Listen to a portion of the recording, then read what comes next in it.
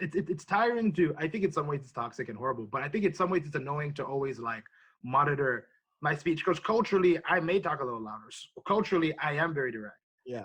Because sometimes I'm like, sometimes especially in like in spaces that are predominantly not black, you have to kind of like temper yourself or just don't say No, because that's how it is at work. like yeah, you have to kind of like temper. And sometimes it's like sometimes in spaces that just with don't black people in it. Yeah. And it's like If you guys hear me talk to my coworkers, they'll be like, "Who is this guy?" oh same. It's like night and day. It's like a whole Like who? for a reason. Like you know what I mean? Like who is like? There's stuff that they say. It's like Clark Kent. You're in the Yeah. He just Like there's things that people would say. Like for instance, like everyone knows, I'm very passionate when it comes to the Raptors and when it comes to LeBron. mm.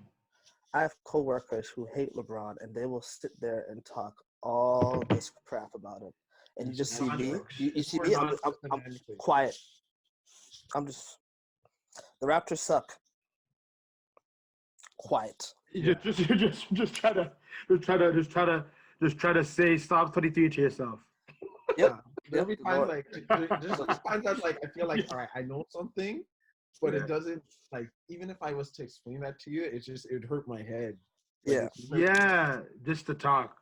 Yeah. That's Like you're not even trying to listen. You just want to hear yourself. Like, you just want to hear yourself talk. Yeah. And I'm the only black guy on the team. Yo, I can imagine. Look, Sam. I'm the only black guy on the team. We have a Chinese guy, a brown girl, and then a bunch of white guys. And then my manager is a white girl. My other manager is a white guy. Yeah. So even the office itself, like the company as a whole, there's not a lot of black people. Like there's maybe like 5, if that. Look, in organizations in general, there isn't a lot of black people. No. But like it's crazy to like really witness that and take that in. The more because I work in career development and employment, and all the time where I look at different organizations and different places people want to go work, like raising their black population is always a thing. Like it's weird. Like with black people don't apply to jobs. Like no, it's just kind of like they're like I don't know. It's weird. Like it's people, but weird. they're kind of like opening the door like this. Like you can come in, I guess. You can look at one, two, baby steps. For one grandma steps. Now, it's a very interesting thing. Because I work nights, right? I don't usually work in the day, so I don't usually get to see like the office people. Yeah. Or like when I do come, I start at 4, so like they're done. They're just leaving. Yeah, right? yeah. So like the last couple of weeks, before the whole corona, they were putting me on days to prepare for March Madness. Yeah. Right, but obviously that didn't happen. So I've been working some days, and like I've been seeing some of the black people, and they're like they see me in like the kitchen area. Yeah. And they'll look at me like, and I'll just give them the head nod, and they'll introduce themselves to me like, that's you know, true. like I'm this guy, like it's one of those things, like, you know, like in Get Out, he gives me the wink, like, you're okay. Yo, I know there's not a lot of us here, but you're okay. I started a black lady from Special Projects found me at my office and invited me to this like black faculty lunch. Like it's like trying to find other black people at work. It's like a whole It's like a whole thing. It's like a whole thing. Like I actually got off a call earlier. Like Lead by Design is like this Trevor Massey. He's like this black dude that's been doing a lot of like work. He's just been doing a lot of work, doing a lot of stuff, and he has like this Saturday school where he puts together a bunch of black professionals, and then teaches high achieving black kids like a variety of things, brings them to the as a kid, I went to like how remember back in elementary school, all the Chinese kids went to go to school on Saturday at their Chinese school. That's why they were so far ahead of us. Yeah. I went to one for black kids on Saturdays. What was it called? I'll ask my mom. But I used to I hated it because I was I had to get up on Saturday to go to school again. Cheesed. I'm in grade 6, 7. I'm gonna go on Saturday. I want to go play basketball. Like let me watch some, let me watch my Pokemon and Digimon. Real I gotta talk, go to yeah. school. But yeah, Yo. it was all black kids. Yeah, yo. So it's It one was of, in Markham. and it's interesting, like the amount of black professionals that just want to help because there isn't a lot is scary. But my parents tried to make me go to Saturday school too. It kind of worked a little bit, but then it didn't really at the same time. It didn't work for me. Like I kind of went to it. I did like a 1-2 thing. I would just cheat the answers and thing. It would work for me because a lot of teachers thought that like I'm not dumb, but they thought that just because like I was always OJ. I was always in the back cracking jokes. I was always distracted because I just didn't care. Yeah. Right, and like they see, and then and when the test comes, I do the test. They're like, this doesn't make sense. Yeah. Because OJ's in the back, laughing and causing trouble. But then when the test comes, it shows that he was paying attention. But all his friends that he was in the back with are fucking up. Yeah. I said, I'm not stupid. I'm listening. I know what you're doing. Like, but yeah, I had to go to that Saturday school thing. Pissed me off, but it just reminded me of that when you said that the guy has a Saturday school thing for black professionals. Yeah, it's interesting. I think the whole like black professional black thing didn't really. I think it became more apparent to me when I started working at the YMCA 5 years ago. I was like, oh, industries like spaces for black people are sparse.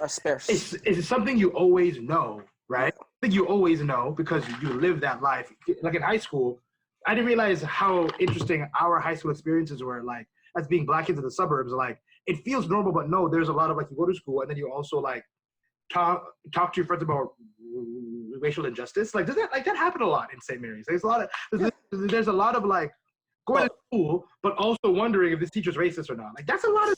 It was a good experience. It was an interesting experience. And what's crazy about all that is for me is that like we were all talking about that, but like now that it has a name or a face, it's something. Like what do you mean? Like we never call like when we were talking about, we were trying to figure out, oh, is this teacher like right? Did I get detention because I'm black, or like does this teacher not like me, like, or like we're in the suburbs, so like there's one table in the cafeteria that's all black kids and everyone's white, and everyone looks at us like we're causing trouble because we're just louder.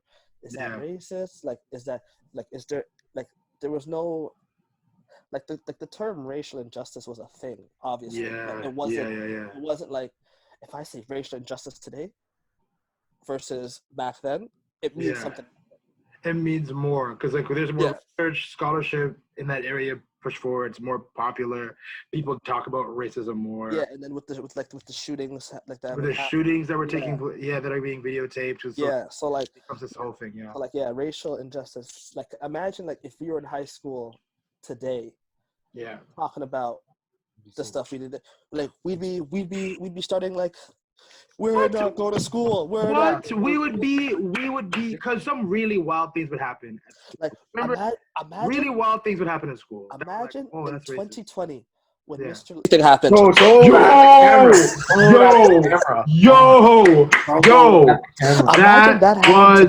Wait, what happened? Was it the N-word thing, right? Yeah. Wait, what happened again? Break it down. I forgot. So all I remember was he was comparing. You know the classic like. If you call somebody a fag, it's like calling a black person. I remember that. He said you wouldn't like it if someone says nigger, and I just remember he just. It's funny because he chose the wrong He chose the wrong assembly. Was it? Because remember how it had everybody. They split it up, right? Remember how they everybody. Like sometimes like the smaller assemblies they'd split up. What did we do? Wait, what was it? I remember just reacting, just looking. Yeah. It was in the cafeteria. Holy shit! Remember how they did grade 9 and 10 assemblies, and then grade 11 and 12. So, majority of the black, it was grade 11 and 12. So that's us. And we were like, what the fuck? It was first period. What? It was first period, wasn't it? What? Oh, that was crazy. Yeah, you're right. Yeah. It was crazy. Yeah, I remember. because I remember he said it, and everyone got up, started running around the calf. Yeah. Everybody was confused. Like I remember seeing Jordan. I remember seeing Jordan Oram, Shem, Kareem. We're all like, whoa! Everybody just got back too, and it was like, yeah. And we're all sitting in the back. So like it really looked like the whole back stood up and just started running around. Yo, I don't know. That shit was wild. And then to add to it, right? This is my story. This is my side. I had Mr. Chavan's first period every day. Yeah. He wasn't there for that assembly. Oh no. So I was the only black kid in this class. Right. So the next day, right, he comes into class. You know how Mr. Vance is, right? He's not your typical teacher. Yeah, he's Chavan. He comes in, he goes, yo, what the happened yesterday? Really, eh? All right, and he looks at me because I'm the black kid in the class. Yeah. So I said, Mr. Lacey, he said that word. yeah. Right? And he goes, he goes, what? He goes, what? And he made me explain it. And I told him, I kid you not, he left the class, and that is the last time I saw Mr. Chavan's. Right. What do you mean? Like, yes, like again, I don't know. This is obviously being an outsider looking in. Right. But like they don't have, and I hate saying this, they don't have the same. Well, to an extent, they don't have the same quote unquote like black experience as we did. As the normal. Like us, like growing up in like the heat of Scarborough. If you grew up in like when Scarborough was the reason why Scarborough has the reputation it has now. Right. Right. Like grown up in that, and then